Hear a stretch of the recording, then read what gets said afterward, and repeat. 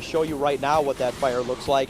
What you're seeing is all smoke from the past hour. There is no cloud right there. That is all smoke coming from this 1,200-acre forest fire. Now, when we got here just about an hour and a half ago to set up our shot, you could barely see smoke over the mountain ridge. Well, it has significantly grown since then. They don't know what reignited this wildfire, but we are told that is what it is. It is a reignition. I asked if it's grown since this morning's 1,200 acreage. And you keep talking about the temperature. We found the coldest people here, right up there. They are the ladies who are dancing on the bar in a bikini. Part of the entertainment, New Year's Eve on the Fremont Street Experience.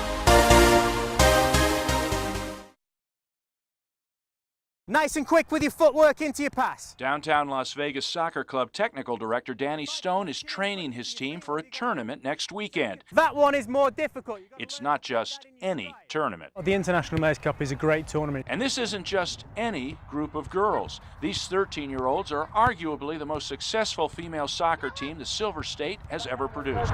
They get to showcase their skills on an international stage next weekend here in Las Vegas. As Sig Rogich middle schooler Alexis Lloyd puts it, there's definitely a lot more competition in Mayor's Cup, and that's what we like to play because it makes us better as a team. So do hard practices like this. Don't stop the ball, keep the ball rolling. Troy Holloman, Silvestri Middle School. It's really exciting to go to the Mayor's Cup. We practice like 4 times a week, so we've been doing a lot of preparation for it. Earlier this year, the downtown girls came within a penalty shoot-off of playing for a national championship that no Nevada team has ever won. Coach Stone thinks it's only a matter of time. There's no reason why it can't happen at all. No, it's going to take a lot of work from coaches with young players so that by the time they do get into their teen years that they have a very well-rounded background in the game and a technical basis to the game where they can compete and play at that highest level. As the clock ticks down to the Mayor's Cup opening games, Cadwallader Middle School's Maddie Boyd has her agenda set. Just being prepared and getting ready and pumped up for your game. Will you be ready? Yes, I definitely will. Don't bet against these girls achieving their goals. Jerry Brown, News 3.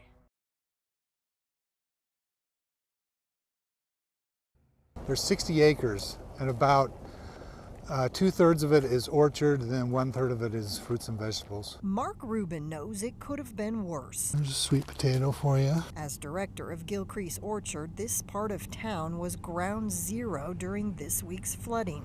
But while the streets became impassable, the orchard itself was spared. It just surrounded us like an island. It was flooding on all sides. Even though customers were few and far between. We did close on Tuesday, but Thursday the sales were real light because it was still difficult to get to because of all the debris and everything on the roads. Now Rubin is preparing to reopen on Saturday, packaging fresh honey and hoping the weather holds. I don't think it'll be as bad as that last one, but and maybe it'll help clean the roads off.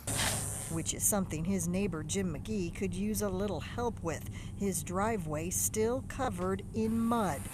He's been shoveling for 5 days. 7 inches, we measured it, yeah. And it goes all the way through my front yard here, too. So they're out here cleaning up, but that's not really helping you?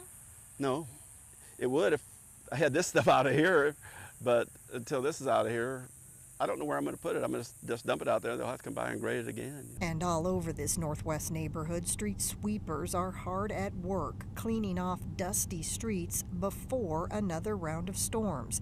As for the orchard, they came up to your fence? Close to the fence. Rubin says a little humidity is good for the crops. It's the torrential downpour he can do without.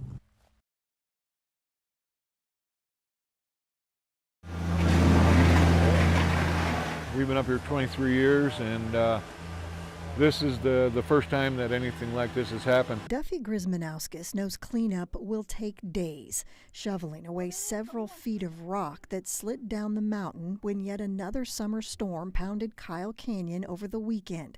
His neighborhood, the Rainbow Subdivision, by far the hardest hit. When the flow started coming down, it was a solid mass. I could see a tree that about 3 feet round, about 25 feet long, and a boulder about the same size coming down with it. In fact, the force of the water so great, Duffy's truck was washed away. It now sits about a quarter-mile down the road, and many of his neighbors aren't doing much better. A layer of mud covering everything on this street. With the fire that happened, the Carpenter fire, and no vegetation on the ground, it made it worse. George Gonzalez is with the Nevada Division of Forestry, one of the agencies now pitching in to clean up Rainbow.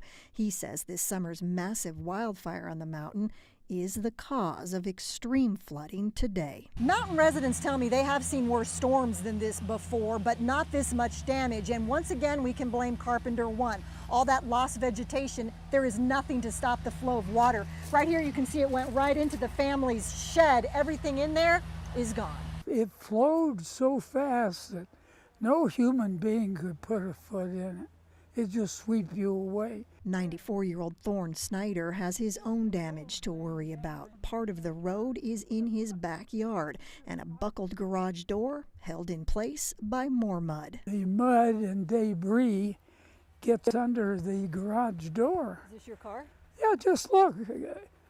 There's no way you're going to drive that out. But while County Public Works takes care of some of the heavy lifting, many neighbors know it will be a while before their neighborhood is put back together.